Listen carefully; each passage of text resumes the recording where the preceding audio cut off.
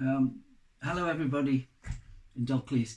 It's Alan here. Yeah, I'm going to do a video for you just to give you some ideas about how we think about the postures in Tai Chi, and also the stances, and also the first few steps.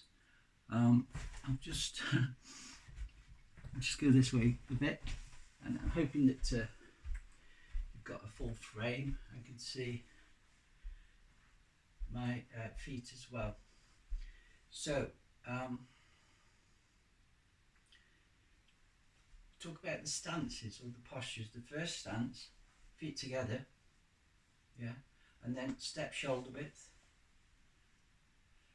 Feel the toes touch the ball of the foot and then the flat foot. Let the weight transfer equally to both feet. Feet are shoulder width. If you look down, the feet should be facing that way, directly that way. Feet are shoulder width, so there's harmony between the ankles, knees, hips and shoulders. This is called bear stance, yeah?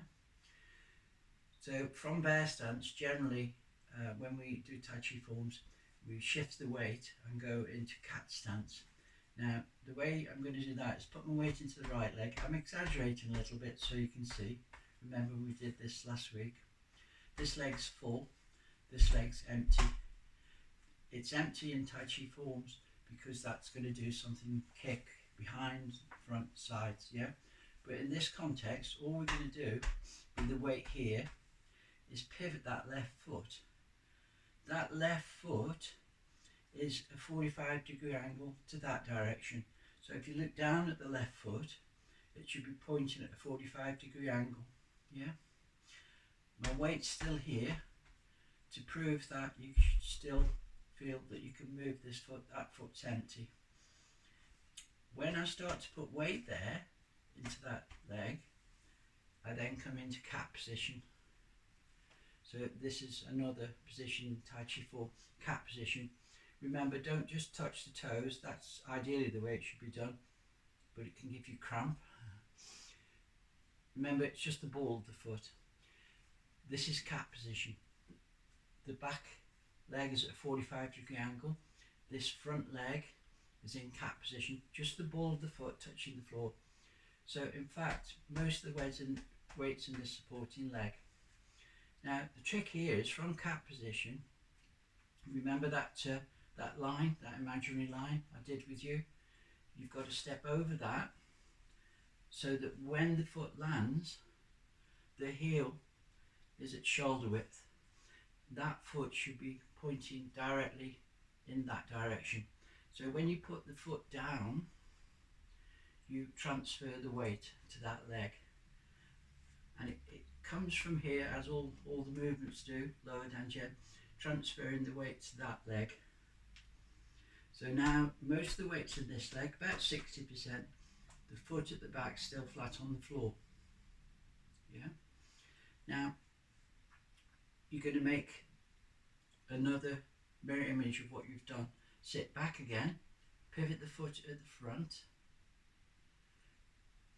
Yeah, so that's at a 45-degree angle. Transfer the weight there, and just for this exercise, come into cat again. Generally we would transfer through cat like this when we're doing the form, but just to begin with, get an idea of this cat position. And generally from cat you step into what we call bow stance, where you step on the heel.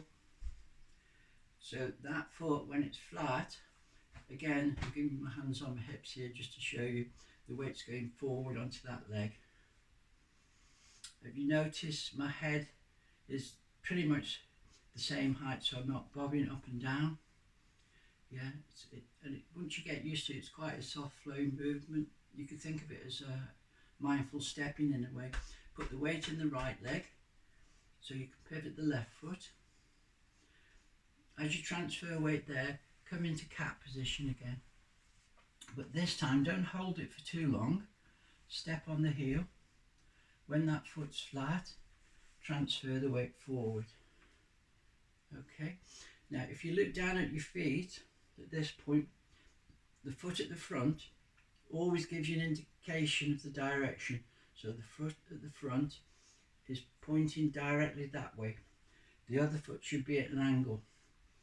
It's called bow stance. If you can get bow stance, most of the Tai Chi forms evolve for this kind of posture.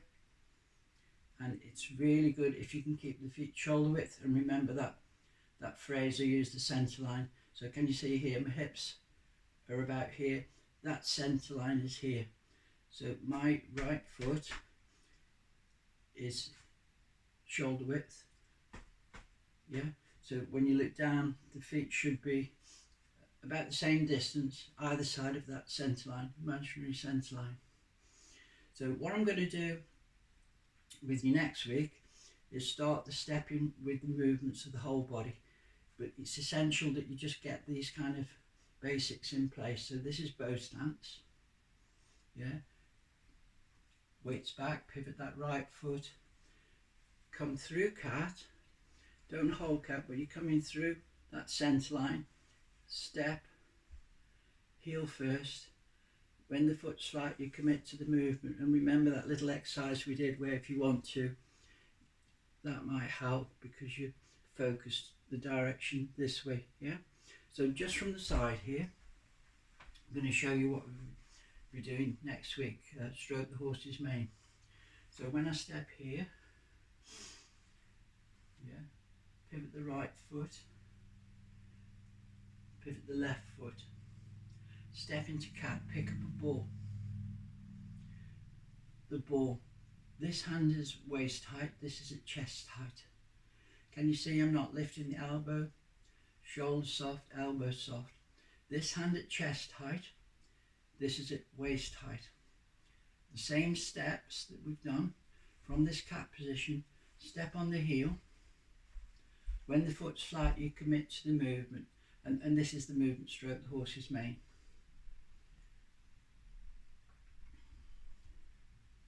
So this right hand's at shoulder height, the left hand's facing palm down. So that's stroke the horse's mane. Then if we just do a mirror image of that with the same stepping, so we've got the ball the other side, step and stroke the horse's mane for the second time. Okay, I'm going to sign off because I know if you're watching videos, if you watch them too long you get bored, so hopefully that'll give you good insight. Thank you.